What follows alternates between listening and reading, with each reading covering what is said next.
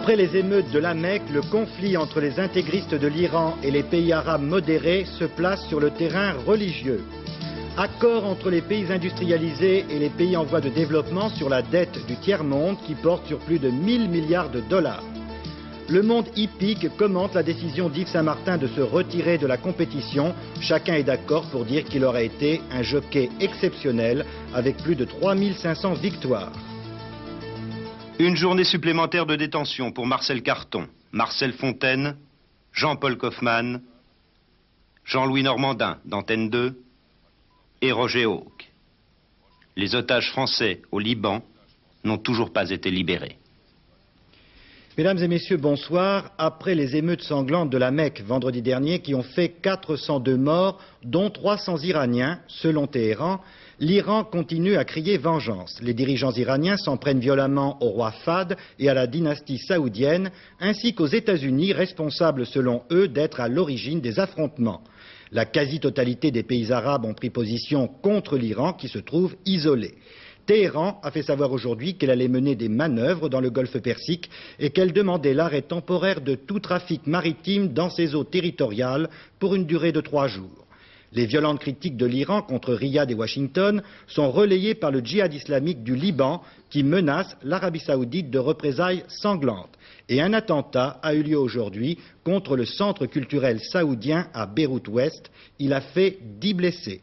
Gilles Rabine. Ce premier dimanche d'août a été déclaré journée de la haine par les meneurs de ces centaines de milliers de manifestants iraniens descendus dans les rues de Téhéran pour crier vengeance après les massacres de la Mecque. Hommes qui se frappent la poitrine en signe de détermination et de courage, interminable procession de femmes en tchador qui, elles, se frappent la tête pour exprimer l'intensité de leur douleur. Et puis ces cris de haine, vengeance, vengeance, mort au roi d'Arabie, mort aux Américains, mort aux infidèles. Ailleurs dans Téhéran, les leaders du régime iranien tiennent meeting sur meeting.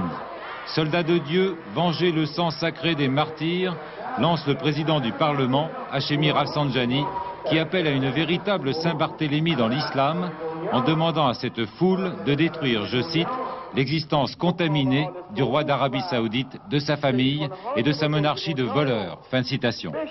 Des mots d'ordre immédiatement relayés au Liban par les mêmes cris de haine. Ici à Baalbek, fief des pro-iraniens du Hezbollah. Au sud Liban comme en Libye, on partage l'hostilité de l'Iran à l'égard du régime saoudien. Mais dans la majorité des pays arabes, du Maroc à l'Irak en passant par la Jordanie, la Tunisie et l'Égypte, on se range résolument du côté du roi d'Arabie. L'Algérie, les deux Yémen et la Syrie, chacun pour des raisons différentes, sont plus réservés. Cette carte dessine la cassure du monde arabo-musulman, une cassure qui se superpose à la polémique autour des massacres de la Mecque, Riyad et Téhéran, donnant des événements deux versions résolument contradictoires. Cette polémique n'aura pas de terme avant longtemps. L'Arabie saoudite a en effet refusé l'entrée de son territoire à la commission d'enquête iranienne. Nombre d'observateurs estiment que les émeutes de la Mecque donnent une dimension nouvelle et dramatique à la guerre de religion opposant dans l'islam les conservateurs aux intégristes. Intégristes dont le pouvoir d'attraction est fort dans tout le monde arabe, y compris les pays modérés. Voici ce que disait dans Antenne de Midi M. Ahmed Salamatian, un ancien député iranien, aujourd'hui en exil en France. Le conflit, beaucoup plus que ce soit le conflit entre des États, ça va être entre deux islams. Un islam en marche, un islam contestataire, un islam qui a engendré ce qu'on appelle l'intégrisme et qui le mène, qui a créé les déstabilisations dont on parle, et un autre islam qui est conservateur. Un traditionnel et révolutionnaire. Traditionnel et révolutionnaire.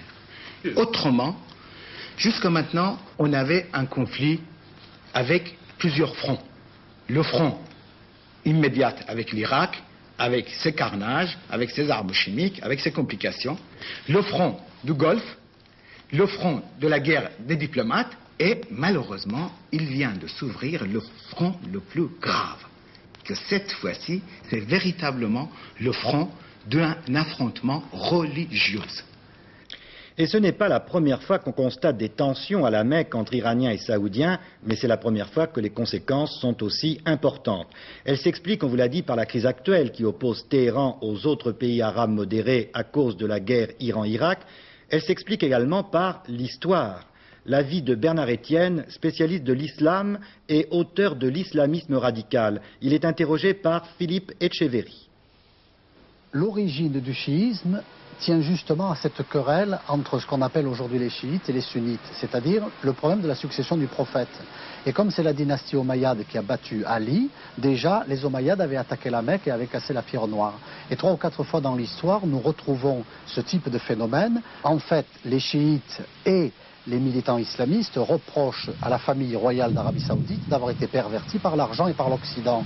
Mais c'est un vieux reproche qui est fait constamment aux gardiens des lieux saints. Je crois que l'élément principal ne tient pas à l'ancienneté de ce reproche, elle tient à une nouveauté de la modernité. C'est qu'aujourd'hui, tout ceci se déroule sous les yeux de la télévision. L'attaque de 79, nous en avons eu quelques cassettes qui montraient comment ça s'est passé. Et là, pratiquement, celle de cette année, d'avant-hier, je vous rappelle que nous sommes à la veille de la fête du sacrifice du mouton. Ça s'est produit pratiquement en direct sous les caméras de la télévision. C'est ça qui est nouveau. Est-ce que vous imaginez la mosquée El Haram, c'est-à-dire la plus sainte, le sanctuaire interdit, dans lequel il y a des centaines de morts, et que voient des millions et des millions de musulmans répandus dans le monde. C'est ça qui est nouveau. À Paris, M. Jacques Chirac a reçu aujourd'hui le ministre algérien des Affaires étrangères. Il a été question des événements du Golfe et de la crise franco-iranienne, bien sûr. M. Ibrahimi, le ministre algérien, a indiqué que son pays œuvrait pour la diminution de la tension dans le Golfe et qu'il continuait à jouer un rôle dans la crise franco-iranienne. Chaque fois qu'il s'agit de questions humanitaires, l'Algérie est présente, a ajouté le chef de la diplomatie algérienne. Et puis, on le sait, la crise franco-iranienne a conduit à une polémique dans la classe politique française après les accusations de Téhéran, laissant entendre qu'avant les élections de mars 86, M. Chirac aurait suggéré de repousser le règlement du problème des otages. On sait que M. Chirac a vivement démenti hier ces affirmations et mis en garde les socialistes contre toute exploitation de cette affaire. Et aujourd'hui, M. Franck Borotra, le porte-parole du RPR, a estimé que les socialistes Jospin, Dumas et Lang faisaient fi de l'intérêt du pays, je le cite. Ce soir, Marcel Debarge estime que le Parti socialiste ne doit pas envenimer le débat. Nous enregistrons cette affaire iranienne, nous ne voulons pas mettre de l'huile sur le feu, nous voulons faire preuve d'une fermeté tranquille, d'un esprit de responsabilité et tout en ayant les différences qui sont les nôtres, de mettre en avant une certaine cohésion nationale. Nous souhaitons vivement que le chef du gouvernement, si ça lui est possible, ait la même conception des intérêts de notre pays. Donc le consensus plutôt pour la politique étrangère et les attaques pour la politique intérieure et économique. J'emploie pas le terme consensus, je dis simplement que nous avons nos positions également en ce qui concerne les affaires internationales, mais il y a d'une part des otages, il y a d'autre part des intérêts français, il y a une crise grave qui demande l'esprit de responsabilité, qui demande d'une certaine manière, y compris avec nos différences, une certaine cohésion pour mieux défendre à la fois les otages et les intérêts français. Tout cela prouve en tout cas que les Iraniens n'hésitent pas à tenter de semer la confusion dans la cohabitation française. En quelque sorte, c'est un piège, Pierre Serra. Oui, c'est vrai. Il faut quand même reconnaître que cette polémique, à moins qu'on y mette fin, a déjà pour effet de réjouir les mollahs de Téhéran. Les ayatollahs se frottent les mains. Ils sont contents, c'est ce qu'ils recherchent. Il ne faut pas l'oublier, ces gens-là ont déjà prouvé qu'ils savent jouer avec les rivalités politiques dans les démocraties occidentales. C'est très important. Rappelez-vous, ils ont joué Reagan contre Carter en 80, au moment des otages américains de l'ambassade américaine de Téhéran, justement. Et puis, avant le 16 mars 86, n'en doutez pas, ils savaient pertinemment qu'il allait y avoir des élections en France. Alors, ils ont joué là-dessus. Ils ont cherché le moyen de monnayer un peu mieux leur fameuse influence déterminante, c'est le moins qu'on puisse dire, sur le sort des otages. C'est ça qu'ils ont voulu faire. Et ils l'ont fait. Alors finalement, le problème, c'est qu'ils connaissent parfaitement les péripéties de la vie politique française, ils le savent, et ils n'ont jamais raté l'occasion, encore dernièrement, rappelez-vous avec l'affaire Gorgy, qui n'est pas terminée, de jeter des pavés dans la mare de la cohabitation. C'est comme ça qu'ils procèdent. C'est de bonne guerre. Ce qui n'est pas, par contre, finalement, c'est de tomber dans le panneau. Et tomber dans le panneau, ça veut dire que finalement, c'est donner l'occasion de relancer la querelle. Et il ne faut pas le faire. Alors à Matignon, à cet égard, ces jours-ci, et il était temps, on est très clair, on est même ferme, on le dit, on ne parle plus avec les Iraniens parce qu'on ne parle pas le même langage, même avec un interprète. En fait, ce qu'il faut comprendre, c'est que les Iraniens et les révolutionnaires de Téhéran, qu'est-ce qu'ils pensent? Ils pensent qu'ils détiennent une vérité à laquelle les faits doivent se soumettre. Chez nous, en général, en principe en tout cas, la vérité découle des faits. Et ça, c'est fondamental. Alors, aujourd'hui, bien sûr, on continue à parler, en tout cas au moins, avec ceux qui ont toujours le contact avec Téhéran. Notamment, on vient de le voir, avec les Algériens, avec M. Ahmed Taleb Ibrahimi, le ministre des Affaires étrangères. Merci Pierre Serra. Sur ce même sujet, commentaire de M. Jean-Marie Le Pen hier à la Baule. Le problème des otages n'est pas la question essentielle, dit le président du Front National. Le devoir du gouvernement est de faire respecter l'intérêt national. Dans le golfe Persique, le méthanier koweïtien battant pavillon américain Gas Springs, que l'on va voir ici, est sorti sans incident, escorté par la marine de guerre américaine. Il était reparti du Koweït samedi dernier avec une cargaison de gaz liquéfié à livrer au Japon. Il a passé donc sans problème la zone dangereuse située près de l'île de Farsi, là où le Bridgetown, un autre pétrolier koweïtien, avait été endommagé par une mine le 24 juillet. La tension croissante au Moyen-Orient inquiète les milieux pétroliers et financiers. Le prix du pétrole a flambé à Londres, tandis qu'à Paris, le lingot d'or a gagné 1900 francs aujourd'hui. Ce n'est pas forcément étonnant, car il y a une explication à ces phénomènes. Philippe Sassier. Mais en tout cas, ce qu'il faut noter, c'est que pour la première fois depuis l'affaire des otages américains à Téhéran en 1980, l'or réagit à un événement politique dans cette partie du globe. Insensible au combat entre l'Irak et l'Iran, comme du reste aux opérations du président Reagan, l'or s'envole partout et il est proche de ses cours d'il y a 4 ans. Pour certains, il s'agit d'une vague de spéculation qui se calmera si la situation se détend. Pour d'autres, la remontée de l'or va se poursuivre. Les prix du pétrole montent depuis plus d'un mois, mais ils ont connu aujourd'hui une forte poussée de fièvre. Un quart du pétrole mondial passe par le golfe Persique, mais il y a plus de 5 mois de consommation en Occident. Russes et Américains sont d'accord pour garantir la libre navigation dans le golfe Persique. En principe, il n'y a pas de crainte d'une flambée des prix et de files d'attente devant les pompes à essence, mais les milieux pétroliers redoutent des événements plus graves dans le golfe. Enfin, il faut noter le recul de la bourse de Paris et le plongeon de 20 points à l'ouverture tout à l'heure de Wall Street, qui du reste remonte un petit peu actuellement. Quant au dollar, il monte également, et la montée simultanée du billet vert et du métal jaune souligne bien les inquiétudes. Voilà, pour clore ce dossier, cette dépêche qui nous arrive à l'instant, l'Iran n'a pas le droit d'interrompre la navigation dans le détroit d'Ormuz, c'est ce que dit le Quai d'Orsay à Paris. Je vous le disais en début de journal, l'Iran avait décidé de faire interrompre le trafic maritime dans le détroit d'Ormuz et le Golfe parce qu'elle entame des manœuvres navales. Eh bien, la réponse de Paris, c'est qu'elle n'a pas le droit. En Tunisie, 13 personnes ont été blessées, dont 11 touristes britanniques et des Italiens également, par des engins explosifs placés dans 4 hôtels de la région de Monastir. Monastir, c'est la ville natale du président Bourguiba, qui fête demain son 84e anniversaire. Ces explosions, d'après la police, sont dues à des engins de fabrication artisanale de faible puissance. Les blessés ne l'ont été que légèrement. Et puis à Gaza, territoire occupé par Israël, l'armée a imposé le blocus au lendemain de l'assassinat d'un commandant de la police militaire israélienne. À cause du blocus, des dizaines de milliers de Palestiniens n'ont pu quitter la bande de Gaza. On recherche en effet les tueurs de l'officier qui a été assassiné hier, donc à Gaza. Les pays industrialisés et ceux en voie de développement qui dialoguent dans le cadre de la conférence des Nations Unies sur le commerce se sont mis d'accord pour soulager le fardeau de la dette du tiers-monde. Un fardeau qui représente plus de 1000 milliards de dollars. Compromis délicat à mettre au point. Geneviève Moll, François Joly. Il aura fallu plus de 3 semaines de conférences et en finale 4 jours de négociations non-stop pour parvenir à un compromis à la 7e conférence des Nations Unies pour le commerce et le développement. Les discussions achoppaient sur les 1100 milliards de dettes accumulées par le tiers-monde. Les gouvernements latino-américains demandaient une nouvelle réduction des intérêts de cette dette que de nombreux pays ne peuvent plus payer. Les Américains, les Allemands et les Australiens ont refusé la proposition. Compromis in extremis, la résolution finale reconnaît la responsabilité solidaire des pays emprunteurs, des banques prêteuses et des organisations internationales. Il faut d'abord que ces pays-là fassent un effort de remise à l'ordre de leurs affaires. de leur balance des paiements, de leur taux de change, de leur taux d'intérêt, de leur déficit public, de leurs entreprises publiques.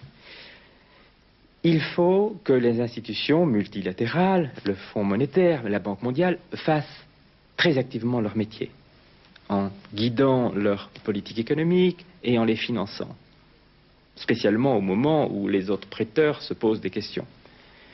Troisièmement, il faut que les banques commerciales soient capables, elles aussi, de faire un grand effort.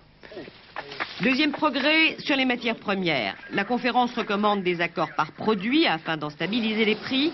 Elle recommande également une véritable diversification pour les pays trop dépendants d'une seule ressource. Le fonds de stabilisation créé lors de cette conférence servira ces deux objectifs. Enfin, pour les pays les plus pauvres, les décisions votées en 81 à Paris ont été reconduites. Elles demandent toujours de nouveaux délais de grâce pour le paiement des dettes publiques. Après l'échec des deux dernières conférences, celle de Genève apparaît donc malgré tout comme une véritable reprise du dialogue Nord-Sud. Rencontre aujourd'hui entre le ministre de l'économie, M. Édouard Balladur, et le président du CNPF, M. François Périgaud. Alors que se terminent bientôt les arbitrages budgétaires pour l'an prochain, M. Périgaud a plaidé pour une relance de l'économie et contre toute charge nouvelle pour les entreprises. J'ai toujours plaidé avec insistance depuis 6 mois pour la réactivation de l'économie. Je l'ai refait et je dois dire que le CNPF constate avec plaisir qu'un certain nombre de ces demandes ont été entendues.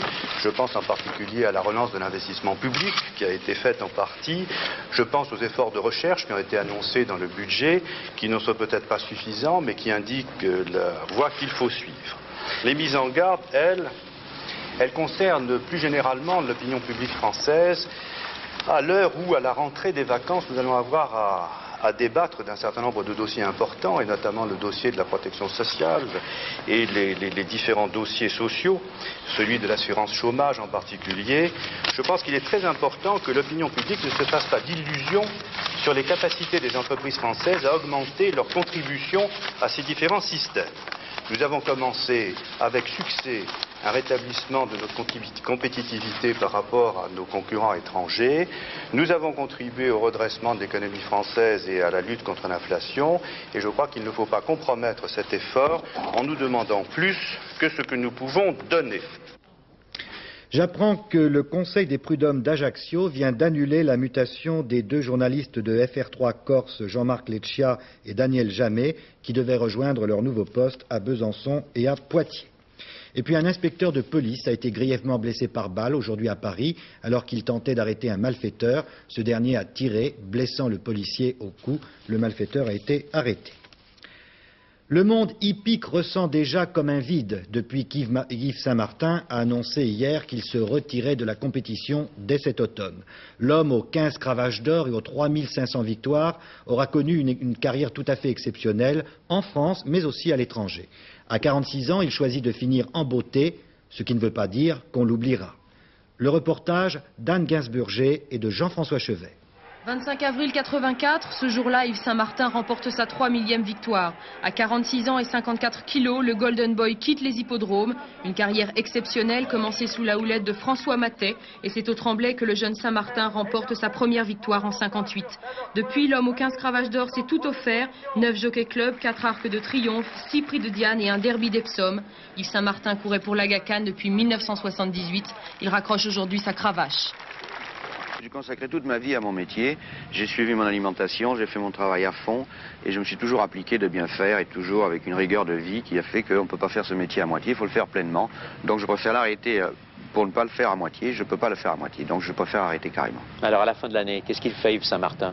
Eh bien, je passerai le relais à Eric, qui est mon fils et qui fait partie des meilleurs jockeys de sa génération et je pense que le relais sera bien porté. Il y a 3 ans, Éric Saint-Martin décidait de galoper dans les traces de son père. Après un séjour d'1 an aux États-Unis, le jeune homme relève aujourd'hui le défi de se faire un prénom. Pas facile pourtant d'être le fils du jockey le plus populaire du monde. Reste qu'à l'heure de la retraite, Yves Saint-Martin n'a pas encore choisi sa reconversion.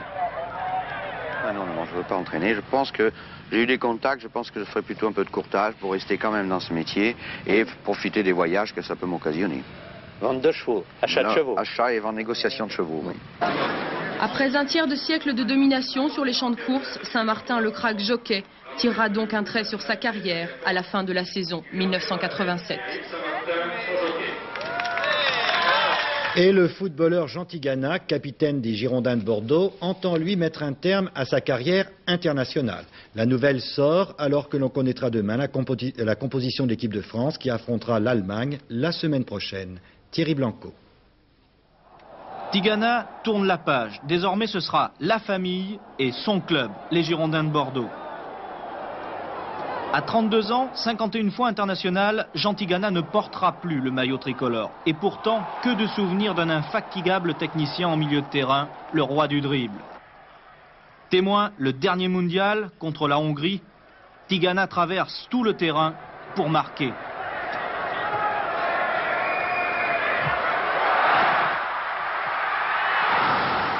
Tigana, la générosité.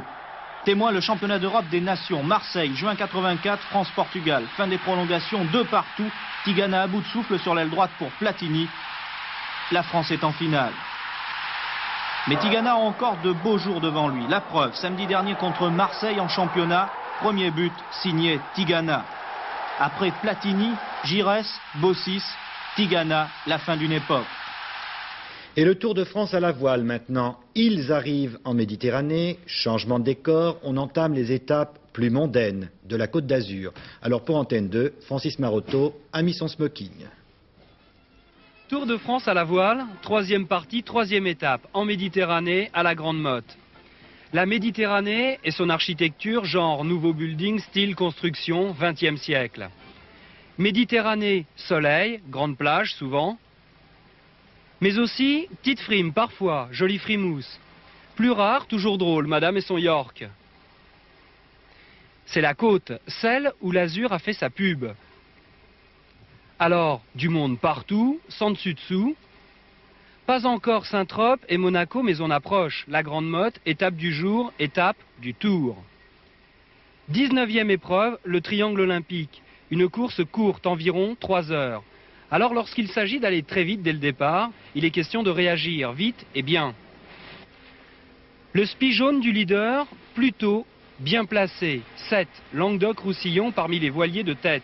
7, 7e de l'épreuve aujourd'hui, mais premier du jour, Saumur Brut. 2e, le voilier numéro 2, Vendée, Puy du Fou. 3e, Pays de Vannes, Baie d'Audierne. Classement général au point inchangé donc. 7 conserve la première place devant Conseil Général Haute-Garonne à 8,5 points. La mort de Paula Negri, une des grandes dernières actrices d'Hollywood dans les années 20. Elle avait 93 ans et elle avait été fiancée à Rudolph Valentino. José Blanc-Lapierre, maintenant nous sommes suspendus à vos lèvres pour le temps de demain. Alors un peu de soleil en plus? Oui, un peu de soleil. Les nouvelles sont bonnes, elles sont bonnes, Philippe. Effectivement, demain, grand nettoyage du ciel au nord, mais le sud héritera des nuages. Rien n'est parfait. Voici l'explication sur notre photo satellite qui a quelques heures. La voici donc. En fait, les vents de nord vont se renforcer. Ils vont pousser ces nuages que vous voyez ici, ils vont les pousser vers le sud. Donc le nord héritera de ce ciel que vous voyez ici et qui est un ciel beaucoup moins nuageux. Alors plus de détails maintenant sur la carte du temps qu'il fera à la mi-journée à peu près demain. Alors voici un ciel capricieux de la Normandie à l'Île-de-France ainsi qu'à la Lorraine et au nord avec des averses, mais averses peu importantes et des rayons de soleil nombreux. Sur la Bretagne, les Pays de Loire, le centre du pays et la Bourgogne, après la dissipation des brouillards, eh bien le soleil brillera. Enfin, les nuages vont venir se loger sur les Pyrénées, sur le Massif central, sur les Alpes et sur l'Alsace. Ils donneront des pluies et des orages en montagne. Peu à peu, les nuages gagneront le sud-est et la Corse. Les températures, il faut noter qu'elles ont des écarts considérables en ce moment. Par exemple, aujourd'hui, il a fait 17 degrés à Cherbourg et 34 degrés à Nîmes. Demain, il fera de 17 degrés à Cherbourg et jusqu'à 22 degrés à Nantes. Sur le sud, 20 degrés à Limoges et le maximum 30 degrés à Perpignan et à Marseille. Et demain, nous serons le mercredi 4 août. Le soleil se lèvera à 6h28, se couchera à 21h24. 4 minutes de soleil en moins. Ce sera la Saint-Jean-Marie Vianney. C'était le patron des curés, Philippe. Merci José. Je voudrais vous rappeler la nouvelle qui est tombée pendant ce journal. L'Iran n'a pas le droit d'interrompre la navigation dans le détroit d'Ormuz, d'après le Quai d'Orsay, qui a donc fait paraître ce communiqué il y a quelques instants. Téhéran avait annoncé l'arrêt de tout trafic maritime ou aérien dans les eaux iraniennes du Golfe pendant 3 jours, à partir de maintenant, en raison de manœuvres navales. Le Quai d'Orsay rappelle à Téhéran que, selon le droit international, cette demande ne saurait concerner les détroits servant à la navigation internationale, tel le détroit d'Ormuz. D'autres informations et d'autres développements dans le dernier journal à 23h10 avec Isabelle Bechler. Demain, Télématin à 6h45 avec Roger Zabel. Bonne soirée, à demain.